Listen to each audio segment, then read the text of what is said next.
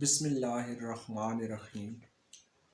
حضرت ابو سعید رضی اللہ تعالیٰ عنہ سے روایت ہے کہ آپ صلی اللہ علیہ وسلم نے فرمایا کہ ایک دن میں سو رہا تھا، میں نے خواب دیکھا کہ مختلف لوگ مجھے دکھائے جا رہے ہیں جو کرتے پہنے ہوئے ہیں۔ کچھ لوگوں کے کرتے اتنے چھوٹے تھے کہ وہ صرف سینے تک تھے، کچھ لوگوں کے کرتے اس سے کچھ نیچے تھے۔